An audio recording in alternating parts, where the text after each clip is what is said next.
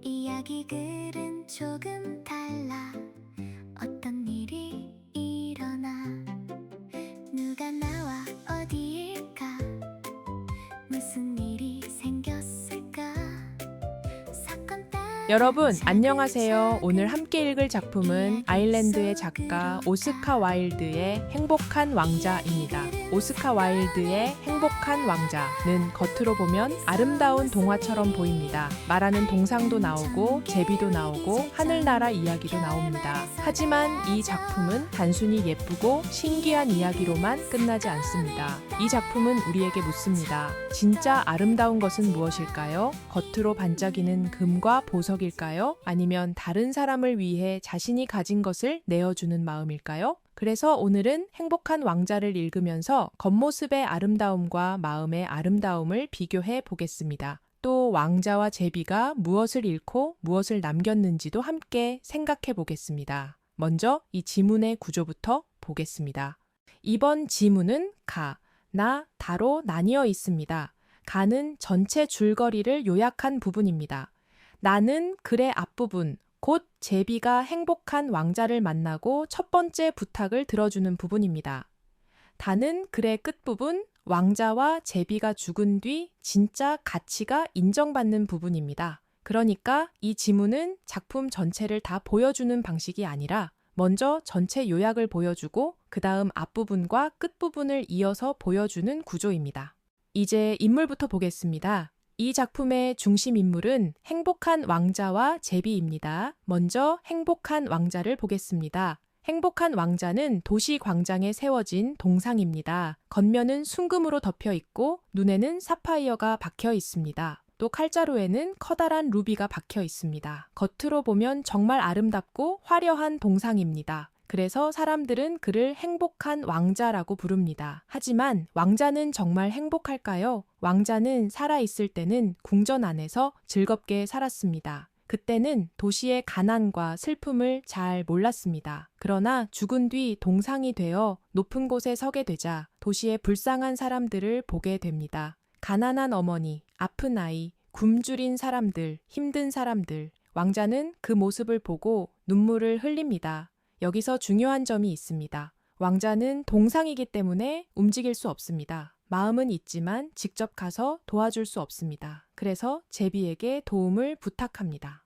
다음 인물은 제비입니다. 제비는 원래 따뜻한 나라로 가야 했지만 왕자의 눈물을 보고 그냥 떠나지 못합니다. 처음에는 한 번만 도와주려고 했지만 왕자의 부탁을 들어주다 보니 점점 왕자의 마음을 이해하게 됩니다. 결국 제비는 따뜻한 나라로 가지 못하고 왕자 곁에 남습니다. 제비는 왕자가 가진 보석과 금박을 가난한 사람들에게 전해주는 역할을 합니다. 그러니까 제비는 왕자의 마음을 실제 행동으로 옮겨주는 존재입니다. 주변 인물도 보겠습니다. 가난한 어머니와 아픈 아이가 나옵니다. 왕자는 이들을 보고 가슴 아파합니다. 도시 사람들도 나옵니다. 도시 사람들은 왕자 동상이 금과 보석으로 반짝일 때는 아름답다고 말합니다. 하지만 보석과 금이 사라지자 더 이상 쓸모없다고 생각하고 부숴버립니다. 이 사람들은 겉모습만 보고 판단하는 사람들입니다. 마지막으로 하느님과 천사가 나옵니다. 이들은 세상 사람들이 알아보지 못한 진짜 가치를 알아봅니다. 세상 사람들은 왕자와 제비를 버렸지만 하느님은 왕자의 심장과 제비를 가장 귀한 것으로 여깁니다. 이제 배경을 보겠습니다. 공간적 배경은 먼저 도시 광장입니다. 행복한 왕자 동상이 서 있는 곳입니다. 왕자는 이 높은 자리에서 도시 전체를 내려다봅니다. 또 다른 공간은 가난한 사람들의 집입니다. 이곳은 도시의 화려한 겉모습 뒤에 숨어있는 고통을 보여줍니다. 마지막 공간은 하늘나라입니다. 이곳은 왕자와 제비의 진짜 가치가 인정받는 공간입니다. 시간적 배경은 추운 계절입니다. 제비가 따뜻한 나라로 가야 하는 때입니다. 그런데 제비가 왕자 곁에 머무르면서 추위가 점점 깊어집니다. 그래서 제비의 희생이 더 크게 느껴집니다. 이제 사건을 보겠습니다.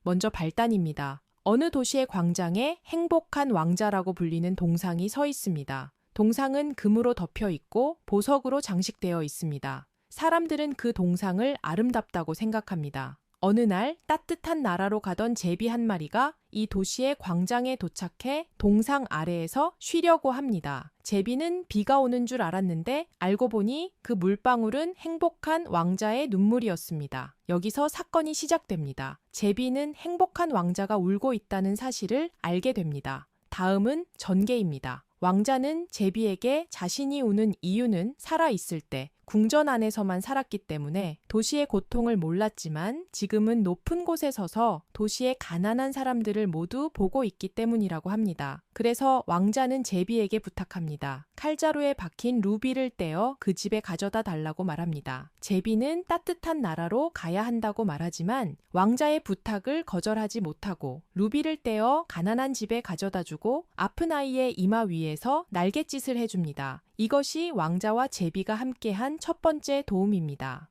이제 위기와 절정입니다. 제비는 이제 정말 떠나려고 했지만 왕자는 계속 도시의 불쌍한 사람들을 봅니다. 왕자는 또다시 제비에게 부탁해 눈에 박힌 사파이어를 떼어주고 몸을 덮고 있던 금박도 하나하나 떼어 가난한 사람들에게 나누어 줍니다.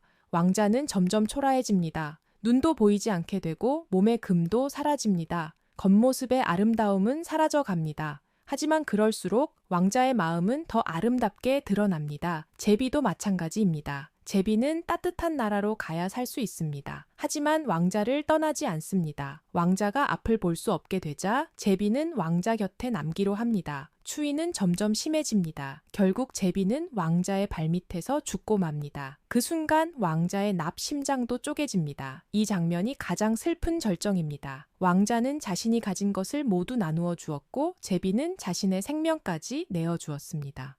둘 다 겉으로는 초라해지고 죽음을 맞지만 마음으로는 가장 아름다운 존재가 됩니다. 이제 결말입니다.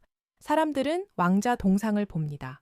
예전처럼 금빛으로 빛나지도 않고 보석도 없자 사람들은 이 동상이 더 이상 아름답지 않다고 생각합니다. 결국 사람들은 왕자 동상을 부셔버립니다. 부서진 조각들은 용광로에 버려집니다. 하지만 이상하게도 왕자의 납심장은 녹지 않습니다. 사람들은 그 심장과 죽은 제비를 쓸모없는 것처럼 버립니다. 하지만 하늘에서는 다르게 봅니다. 하느님은 천사에게 도시에서 가장 귀한 것 2가지를 가져오라고 합니다. 천사는 왕자의 심장과 죽은 제비를 가져갑니다. 하느님은 제비가 천국에서 노래하게 하고 행복한 왕자는 황금의 도시에서 영원히 행복하게 살게 합니다. 세상 사람들은 겉모습만 보고 왕자와 제비를 버렸지만 하늘은 그들의 사랑과 희생을 가장 귀하게 본 것입니다. 이제 교훈을 정리해 보겠습니다. 이 작품은 우리에게 말합니다. 진짜 아름다움은 겉모습에 있지 않습니다. 반짝이는 금이나 보석도 물론 아름다울 수 있습니다. 하지만 다른 사람을 위해 자신이 가진 것을 내어주는 마음은 그보다 더 아름답습니다. 오늘 작품을 읽고 우리는 이런 질문을 해볼 수 있습니다. 나는 겉모습만 보고 사람이나 사물을 판단하지는 않았나요? 내가 가진 것을 누군가를 위해 나눌 수 있나요? 진짜 행복은 혼자 누리는 것일까요? 아니면 함께 나누는 것일까요? 행복한 왕자는 슬픈 이야기입니다. 하지만 동시에 따뜻한 이야기입니다. 왜냐하면 왕자와 제비의 희생이 헛되지 않았기 때문입니다. 세상 사람들은 알아보지 못했지만 진짜 사랑과 희생은 사라지지 않았습니다. 그것이 이 작품이 우리에게 주는 가장 중요한 생각입니다. 오늘은 오스카 와일드의 행복한 왕자를 인물, 배경, 사건, 교훈의 순서로 정리해 보았습니다. 다음 작품도 그냥 줄거리만 따라가지 말고 누가 나오고 어디에서 일어나고 어떤 사건이 어떻게 변하고 마지막에 무엇을 생각하게 하는지 차근차근 구조화하면서 읽어보겠습니다. 오늘도 마인드맵으로 구조를 한눈에 보고 있지요?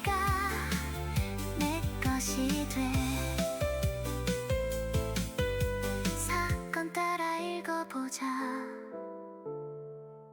이야기가